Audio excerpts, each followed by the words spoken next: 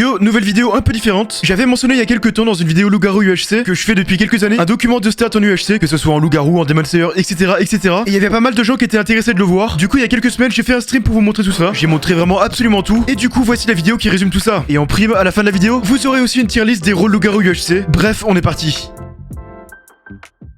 Enfin, j'en ai parlé une fois dans un LG il y a longtemps. Mais en gros, en 2018, c'était avec Nanox et Gitu, je crois. On avait décidé de faire un document de stats en UHC. Genre, à chaque fois qu'on faisait une game UHC, on notait déjà quel type de game c'était. Genre, si c'était une game en solo, en équipe, etc. On notait nos coéquipiers si jamais c'était en équipe. On notait le nombre de kills qu'on faisait. On notait les morts, on notait les victoires, etc. etc. Et après, comme ça nous faisait des stats avec le nombre de kills, avec le nombre de victoires, le pourcentage de win rate, etc. etc. Donc, j'ai commencé à faire ça. Et puis après, dès que j'ai commencé à jouer en LG en 2019, bah, j'ai aussi adapté ça avec les LG, et du coup bah, j'ai fait un doc avec tous les rôles, genre à chaque fois, tu vois, le pourcentage de rôles que j'avais, enfin le pourcentage de tel rôle, le pourcentage de victoire, etc. etc. Et du coup bah voilà, j'ai fait ça pendant des années jusqu'à maintenant, même si maintenant j'ai quasiment arrêté, vu que je fais plus du HC classique, et je ne fais que des LG, donc maintenant j'ai continué que sur les LG. Mais récemment aussi, j'ai cherché avec toutes mes vidéos, ainsi qu'avec tous les screens Minecraft, stats de tous les EHC que j'ai fait avant, parce que j'aime bien les stats, je suis un matrixé des stats en fait, j'adore faire des stats, je sais pas pourquoi. Et du coup je peux vous montrer ça, même si le doc n'est pas complet entièrement, parce que le problème avec ma méthode, c'est que j'ai du coup quasiment tous les games que j'ai notés, des stats qui étaient avant 2018, c'est soit des games que j'ai gagnés parce que c'est des screens Minecraft et à l'époque quand on gagnait une game on faisait un screen et on postait sur Twitter, ou alors c'est des games sympathiques que j'ai fait en vidéo. Et du coup toutes les games de merde que j'ai fait, elles sont pas notées. Donc c'est un enfer, mais j'ai quand même des stats assez sympas.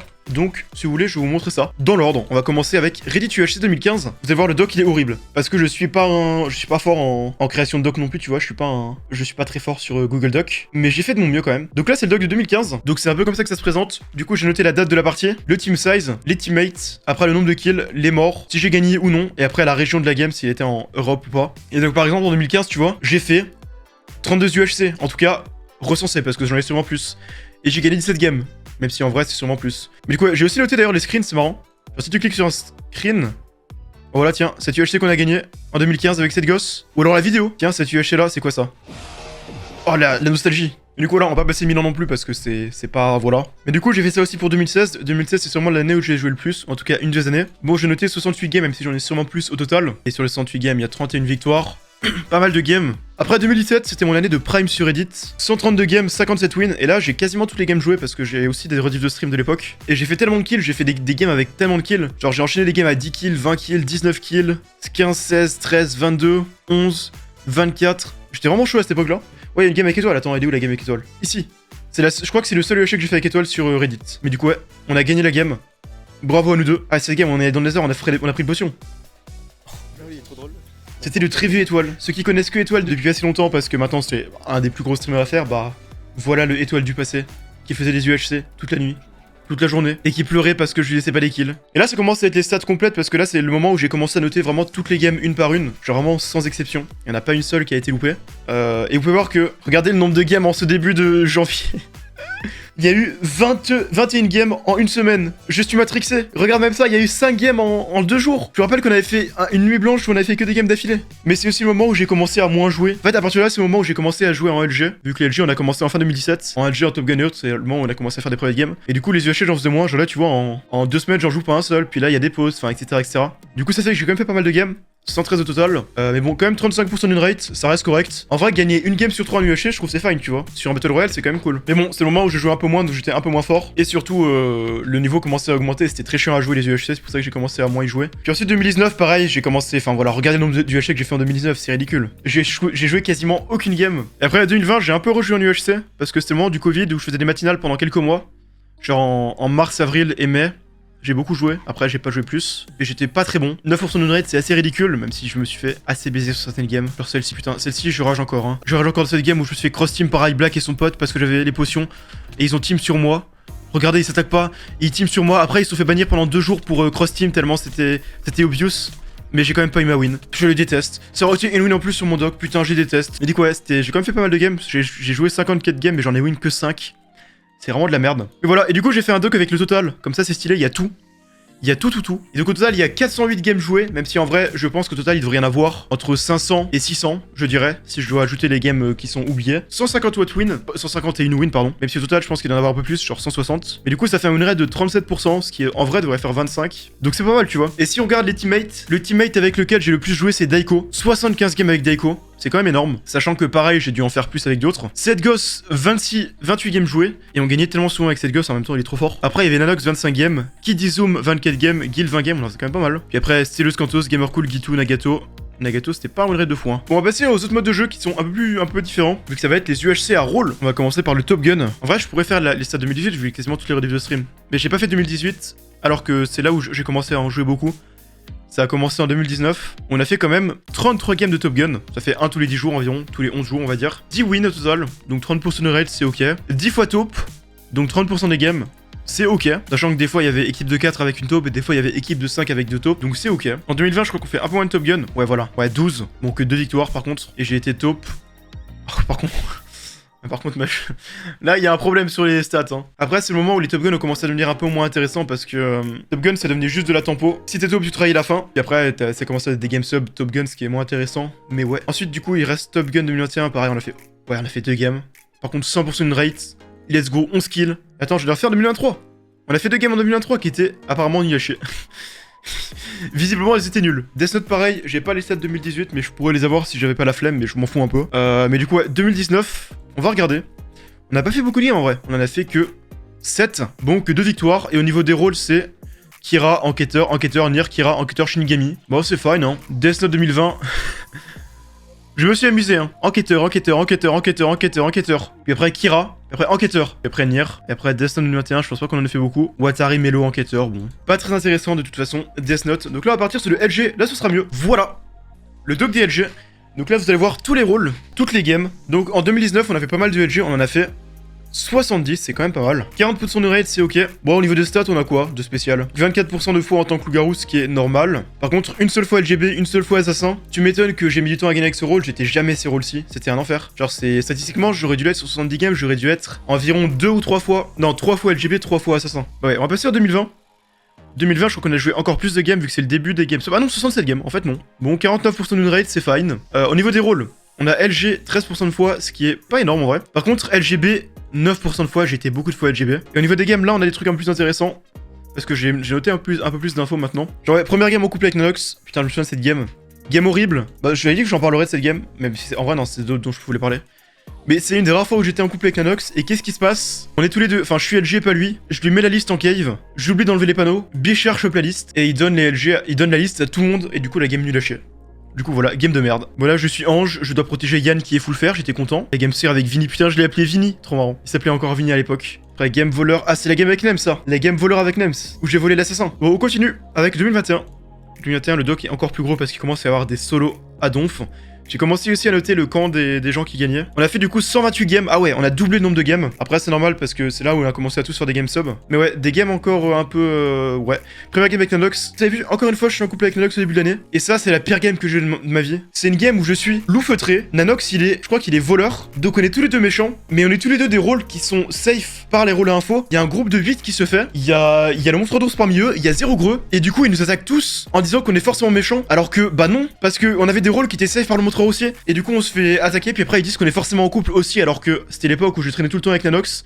Vraiment, c'est une des games qui m'a le plus tilté de ever. Les arguments ne faisaient aucun sens. C'était l'époque où on restait tout le temps avec Nanox ensemble dans les games, donc du coup, tous les arguments étaient faux et elle m'a fait rager. C'est la game qui a le plus ragé, je pense. Enfin, sauf une autre game dont je ne parlerai pas. Puis après, il y a le début du calendrier de l'avant. C'était horrible. Le calendrier de l'avant, toutes les games étaient horribles. On commence avec un vieux trouble à la con. C'est là que j'ai commencé à voir que des games de merde, c'était horrible. Et on va passer en 2022 en parlant de games de merde. 2022, c'est le moment où j'ai commencé à noter les games. J'en ai fait beaucoup moins vu que c'est le moment où j'ai commencé à en avoir marre des UHC. Mais du coup, ouais, les games étaient vraiment pas folles cette année. Encore en LG, ça allait, tu vois, il y avait quelques games de merde. Quelques grosses sessions de merde, genre cette session-là, bon. Elle fait mal. Au niveau des rôles, tiens, j'ai pas trop regardé. 4 fois sorcière. Ok, c'est donc ça mon rôle. Ouais, bon, pas grand chose de notable cette année. Du coup, j'ai fait la moyenne des games aussi. Et du coup, la note moyenne, c'était 4,1. Bon, on continue. 2023. L'année dernière, je n'ai fait que 22 games. Parce que c'est le moment où j'ai vraiment fait une grosse pause. Donc, je crois que pendant les 4 premiers mois, j'ai dû faire une seule game. Et j'ai un peu repris seulement à la fin de l'année. Bon, la note moyenne s'est bien augmentée. Finalement, faire une pause, c'était une bonne idée. Les games étaient quand même cool, tu vois. J'ai recommencé avec des bonnes games. Une game LG sympathique, une game serviteur sympathique, une game armée classée ok. J'ai eu quasiment que des games correctes. T'as jamais mis un 9 ou 10 En vrai, j'ai commencé que récemment les notes, tu vois. Si j'avais commencé plus tôt, j'en aurais mis des 9 ou des 10. Mais en 2022, c'est la période où j'ai commencé à avoir beaucoup de games de merde. Du coup, bah, j'ai pas eu de game vraiment qui était insane. Vraiment, cette année, j'ai eu aucune game insane. Mais ouais, c'est le moment où j'ai repris les games, j'ai commencé à rejouer un petit peu et c'était cool. Mais j'ai pas fait assez de games, donc c'est pas intéressant. Et après 2024, boum. Là, j'ai déjà refait plus de games qu'en 2023. Alors qu'on est en février, j'ai déjà fait 2 fois plus de games qu'en 2023. On a fait 25 games. Et là, au niveau des games, bah, vous avez vu, j'ai pas envie de vous spoil trop non plus pour les prochaines vidéos. Mais on a eu quelques bonnes games. Du coup, on peut passer sur le total des games LG. J'ai fait au total 365 games en LG. Et en vrai, c'est un peu plus parce que j'ai pas fait les stats des games de 2018 et 2017. Mais je pense qu'au total, on est aux alentours de 400. En termes de win rate, c'est à peu près 37% LG, 46% village, 6% couple, 9% rôle solo. Notre moyenne c'est 4,6, donc ça va. Et puis après, ouais, y a pas grand chose à dire. Hein. Le rôle que j'ai le plus de fois été, c'était LGB, sinon au-delà de ça, c'était enfant sauvage, je crois. Ouais, c'est simple villageois. Puis après, c'est enfant sauvage, donc des rôles un peu merdiques. Sinon, après, on a IPDL. Bon, je pense qu'on a défini avec les LG. On peut passer au Demon Slayer, si on veut commencer avec un mode de jeu qui fâche. Et Demon Slayer, par contre, j'ai commencé en 2022. J'ai pas les stats 2021 parce qu'à ce moment-là, j'aimais pas trop le mode de jeu, donc j'avais la flemme. J'aurais dû, parce que 2022, vous allez voir, c'est une année horrible. Regardez la note, 3,1 la note moyenne. Et c'est le moment où c'est là que... Regardez cette période noire. Regardez cette période noire. Et c'est pour ça que ça me saoulait. C'est vraiment cette période-là où j'ai commencé à péter un câble avec les UHC, que je disais vraiment que j'avais de la malchance et qu'il y avait des gens qui cassent les couilles, enfin certaines personnes que je tairais du groupe, notamment une personne qui disait que j'étais parano et que je manipulais les stats pour dire que j'avais de la malchance alors que non. Alors que regardez le nombre de wins, sachant que pour moi, une win, c'est juste mon camp qui gagne, c'est pas moi, win de mon camp. Le fait que sur 15 games, il y ait 3 wins, ça veut dire que à chaque fois j'avais un camp de merde, tu vois. Parce que statistiquement, même si je meurs en premier à chaque game, sachant qu'en plus j'avais que des rôles qui servent à rien, c'est même pas comme si j'étais Musan et que j'avais int, bah statistiquement, même si je meurs en premier à chaque game, bah mon camp, il doit gagner, aller au moins 30 ou 40% des fois, tu vois. Mais non, parce que j'avais les pires games, c'était un enfer. J'ai même eu des games qui étaient notés 0. Et en plus, ouais, game de FDP, Mushiro bugué de mort, Ombanime de mort qui nous suit, groupe à respecter, Ombanime de FDP plus groupe de mort, team de mort qui vient pas, game de mort ZZ d'infection, leak, team de mort plus mec AFK, voilà. À chaque fois j'avais des dingueries, un mec AFK, les groupes à respecter, c'était horrible. C'était vraiment la pire période des UHC. Et après c'est un peu revenu, tu vois, par exemple j'ai un 9 sur 10, j'ai un 9 en game Demon Slayer, alors que j'avais même pas en LG, parce que la game là était grave cool, la game Tomioka. Enfin, il y a quand même eu quelques bonnes games, mais ça a mis du temps à arriver, mais après ouais ça a continué. Regardez, il y a même eu une game moins 1. J'ai quand même noté une game moins 1. Mais du coup, la game moins 1, je vous la raconte parce que c'est la pire game que j'ai fait de ma vie. C'est pour ça que j'ai mis moins 1. C'était une game de Nanox. J'étais Nezuko. Et la liste, c'était la liste la plus broken que j'ai vue. Il y avait tous les meilleurs joueurs de la game de Nanox qui étaient en couple, qui étaient dans la liste. Déjà, tout le monde s'est dévo. En tant que démon, du coup, j'ai été cramé à cause de ça. Ce qui montre déjà le gameplay des gens. En plus de ça, le Musan a affecté un très bon joueur alors que la liste était broken. Du coup, ça m'a tilté. Et du coup, vu que la liste était broken, bah j'ai décidé d'attaquer très tôt. Et les 5 premiers démons que j'attaque, c'était respectivement Nakime qui cage, ensuite Gyutaro qui respawn, Gyoko qui s'était pas à son pot, et ensuite l'infecté qui était Jigoro qui a mis speed 3. Du coup, c'était la game la plus frustrante de ma vie. Et après, on s'est fait tuer par non-respect des groupes ou je sais plus quoi. Et du coup, enfin, j'ai pété un câble après cette game. C'était une game horrible. Je pense que c'est une des pires games que j'ai pu jouer de ce mode de jeu. Et j'en ai fait des games de merde. Hein. Et après, Demon Slayer 2023. Voilà. En fait, Demon Slayer 2023, c'est là que j'ai commencé à dire qu'il fallait que j'arrête de jouer en UHC. J'ai joué la game le 1er janvier. J'ai eu mon rôle. Je suis allé au 0, puis j'étais en mode, mais c'est trop de la merde ce mode de jeu. Du coup, je suis allé sous les arbres, j'ai vu des démons, j'ai sauté, je suis mort parce que j'avais la flemme de jouer. Et ça m'a saoulé. Et j'ai rejoué une game il y a quelques mois. Et c'était de la merde. Le mode de jeu était déséquilibré, donc ça m'a saoulé aussi.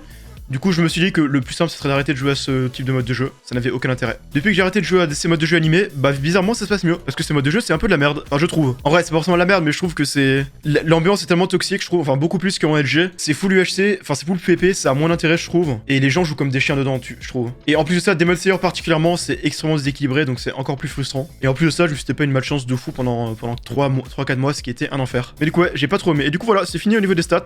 C'est fini. Et voilà, j'ai pas fait des stats sur AOT UHC parce que j'ai pas fait assez de game. Et ce que j'en pense du mode de jeu, c'est que c'est assez boring. En fait, il y a 3 rôles qui s'amusent, puis le reste c'est chiant. Mais ouais, du coup voilà, je sais pas si vous avez des questions par rapport à ça. J'espère que les stats vous ont pas déçus. J'espère que vous attendez pas à un truc de fou avec genre je sais pas moi qui note le nom de chaque kill ou quoi, parce que j'ai pas fait ça. J'espère que c'était cool, que vous avez quand même aimé voir un peu les stats et tout. Du coup, est-ce que ça veut dire qu'on fasse des tier lists un petit peu pendant 15-20 minutes avant qu'on lance le LG? Première tier list, vous savez quoi, on va faire les tier lists des rôles LG. Voilà. On va commencer par Troublion. Troublion, pour moi, c'est un rôle qui peut être sympa à jouer. Après, il y a pas beaucoup de gameplay. Je trouve qu'en solo, il est un peu inintéressant. Je préfère le jouer en villageois. Ouais, t'as quand même un peu d'infos. Je le mettrais en B. Ok, t'échanges des joueurs, mais ça t'impacte pas trop ta game, tu vois. Donc pour moi, c'est un B. Ensuite, Cupidon, c'est un rôle qui est grave cool parce qu'il est très fort. Il est fun à jouer parce que tu peux jouer en couple et à la fois tu peux jouer avec le village. J'hésite entre A et S parce que là, je vous dis, je note par rapport à mon avis sur le rôle, pas s'il est fort ou non. Hein.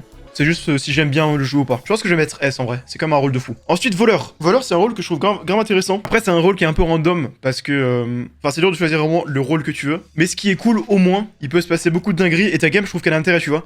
Parce que même si tu chopes un rôle de merde, tu fais une action toute la game. Donc pour moi, c'est un S. Je vais même le mettre au-dessus du Cupidon parce que je trouve qu'il est plus drôle à jouer en fait. Même s'il est moins fort, même si ça peut arriver que tu chopes des trucs de merde, je trouve qu'il est plus fun à jouer dans l'ensemble parce que t'as une quête vraiment qui est drôle. Ensuite, Envoi sauvage, le rôle est pas particulièrement intéressant. Après, ça peut créer des retournements. Je trouve que c'est quand même plus intéressant que LG simple, mais c'est pas fou. Je le mets en B, mais derrière Tourbillon. Ensuite, Chialou. Pour moi, c'est un rôle qui est bien, mais après, le problème, c'est qu'il est assez déséquilibré. En plus, il est bugué. Il peut être cool à jouer quand même si tu le joues de manière intéressante. Je vais le mettre en A. Ensuite, Loup-garou blanc. Je trouve que le rôle est fun à jouer. Après, il est OP, il est pas particulièrement intéressant. C'est quand même un rôle qui est cool. On va pas se mentir, être LGBT, t'es toujours content. Pour moi, je mets A. Ensuite, chasseur. Mon chasseur actuellement, il est bugué. On va dire que s'il était pas bugué, il serait en B, tu vois. Détective. Alors, détective, pour moi, c'est un rôle info qui est insane. Un de mes rôles préférés à info parce que c'est les rôles qui sont à la fois forts. T'as des infos, mais il faut aussi que tu réfléchisses bien et que tu joues. Pour moi, c'est un S et je vais le mettre premier. Quoique, je pense que je préfère être voleur que détective. Mais je le mets devant Cupidon par contre. Chaman. Pour moi, c'est un rôle qui peut être pas si mauvais. Il a des infos. Même si c'est pas des infos fortes, c'est pas si mauvais. Pour moi, je le mets en B, même devant chasseur. Ensuite, montreur d'ours. Un rôle que j'aime beaucoup jouer, rôle info intéressant, c'est un de mes préférés. Je le mets en S aussi, devant détective. Ensuite, renard. C'est un rôle info, mais je trouve qu'il est boring. Il est quand même assez fort. Je vais le mettre en B. Je vais le mettre derrière Shaman parce que Shaman, au moins, c'est marrant à jouer. Voyante. C'est un rôle qui est très boring à jouer, sauf qu'en plus, il est nul maintenant. Genre, tout le monde dit, en fait, je comprends pas. Tout le monde, dès qu'il y a une voyante, ils disent, putain, mais les gens, ils ont mis voyante plus montreur dans la compo, c'est OP. Alors que voyante, une game sur deux, même deux games sur trois, le premier spec de la voyante, c'est un villageois. Et du coup, bah, il a plus de spec pendant 40 minutes. Et du coup, bah, au total, il va spec deux joueurs dans la game. C'est pas fou, quoi. C'est pas fort comme rôle info. Donc, non seulement c'est pas fort, mais en plus, c'est pas intéressant à jouer. Donc, pour moi, c'est en C. Et voyons de bavard aussi. Oracle, c'est un rôle à aura. J'aime beaucoup les rôles à aura. Oh, il manque des rôles, il y a pas tous les nouveaux rôles. Putain.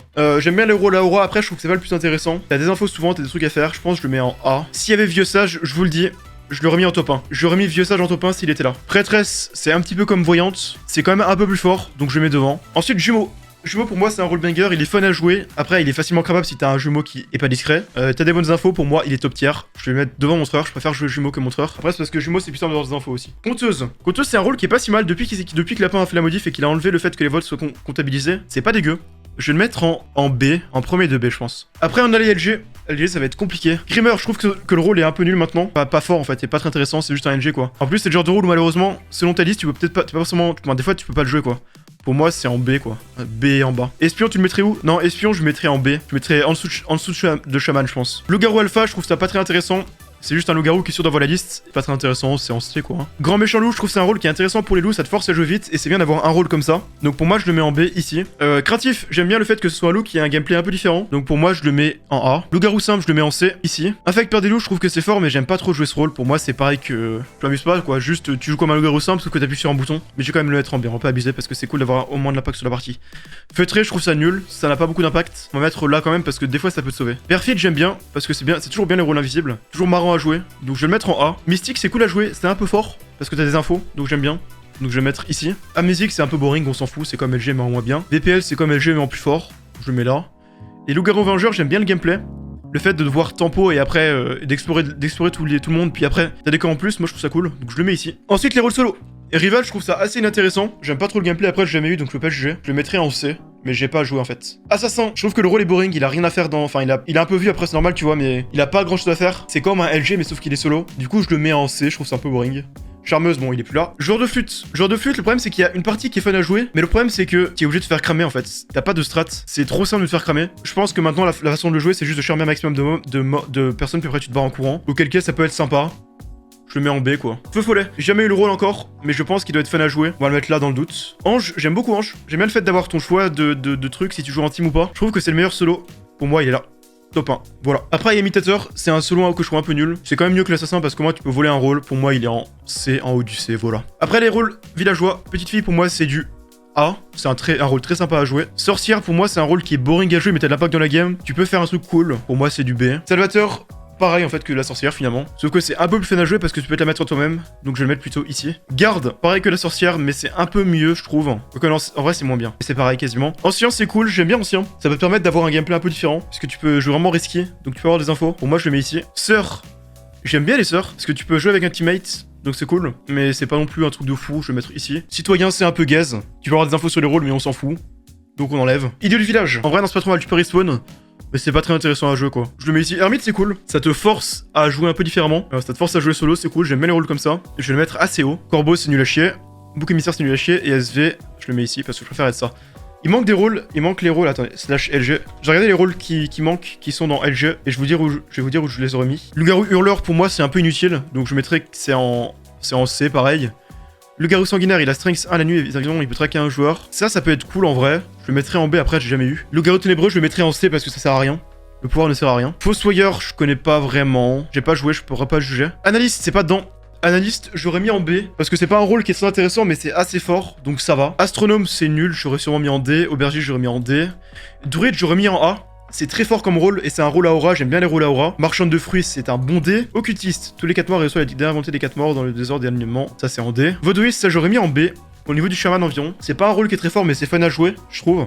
Bienfaiteur, j'aurais mis, je pense, en B. J'aurais enlevé la sorcière. Illusionniste, j'en sais rien. Interprète, ah, il y a interprète. Interprète, j'aurais mis en A. Je trouve pas que le rôle est si insane que ça. Genre, c'est cool l'idée, mais je veux dire. Parce que interprète, ce sera forcément moins bien qu'un de ces rôles-ci, tu vois. Parce que interprète, ok, t'es montreur d'ours, mais tu lis un épisode. Puis après, t'es je sais pas, sorcière. Puis après, je sais pas, enfin, un autre rôle. Mais du coup, en moyenne, c'est moins bien. Ça peut pas être S pour moi. Du coup, je le mettrais quand même en A. Lapin, je le mettrais en. En vrai, je le mettrais en B. Au niveau du chasseur. Un peu en dessous du chasseur, entre le chasseur et la sorcière. Je trouve ça cool d'avoir speed. C'est cool. Mire. Je mettrais en D. Quoique. Non, en vrai, c'est pas mal. Mire, ça peut être pas mal. C'est fort, Mire. Tu peux avoir le pseudo du joueur le plus mal en vie, ça peut être cool. Ça peut être très fort pendant un fight. Tu peux savoir qui target avec ça. T'as un message et en plus, t'as un code abso. Non, c'est fort ça. Mire, c'est très fort en vrai. C'est un bon rôle. Je le mettrais en B aussi. C'est un rôle sous-côté, Mire. Entre le chasseur et la sorcière. Rebouteux, c'est nul. Je le mettrais en D. C'est chiant. Servante dévouée, je sais pas. Serviteur, j'aime beaucoup ce rôle. Je trouve qu'il est intéressant. Ça te force à bouger un peu partout dans la game. En fait, t'as un maître qui change toutes les 20 minutes et t'as force 0,5 à côté de lui. Et s'il tue, tu ressuscites. Donc c'est cool. Moi, je le mettrais en haut du B. Genre vers là. Braconnier, je me souviens pas. Ah si, je connais, braconnier, oui si, j'ai confondu. Braconnier, c'est celui qui récupère des fourrures de loup et tu gagnes la résistance. Je trouve qu'il est fun à jouer. Il est intéressant et il est fort. Pour moi, je le mettrais en haut du B aussi. Genre au-dessus de l'ermite. Mais peut-être même au-dessus du chaman. Donc c'est cool. Voilà. Il manque le barbare, je le mettrais en D. C'est le pire solo de l'histoire. Nécromancien, j'ai jamais joué, mais je crois que c'est pas fou. Et Voyou, c'est un rôle solo qui est sympa en vrai. Donc en fait, faut tuer un joueur tôt, puis après tu gagnes la résistance. Tu peux gagner des cœurs si tu tues des gens qui ont déjà fait des kills. Je pense que je le mettrais en haut du B aussi. Genre à ce niveau-là. Assassin, niveau C, c'est criminel, je trouve. C'est un des rôles les plus emblématiques qui est inspiré. Bah, et alors? Je trouve qu'il est pas fun à jouer. Je m'en fous qu'ils sont emblématiques. Loup-garou simple, c'est emblématique comme rôle, mais c'est chiant quoi. Assassin, c'est pareil. Ta seul pouvoir, c'est force, et t'as rien de spécial de plus. Je trouve que le gameplay est vide. J'aime pas spécialement être solo, donc si mon rôle solo n'a rien, bah c'est chiant. Et après, il manque quoi? Il manque peut-être escroc. Escroc, c'est un peu comme un voleur, sauf qu'il a pas besoin de tuer quelqu'un, il le vole progressivement. Donc je trouve que c'est un peu moins bien que le voleur, parce que voleur, je trouve ça marrant de devoir tuer quelqu'un. Escroc, t'as moins de trucs à faire en fait. Du coup, escroc, je le mettrais quand même en A. Je le mettrais sûrement entre ange et chien loup, parce que j'aime beaucoup jouer escroc. Enfin, je trouve beaucoup, c'est marrant. Voilà cette tier list de LG, et je pense qu'on a fini.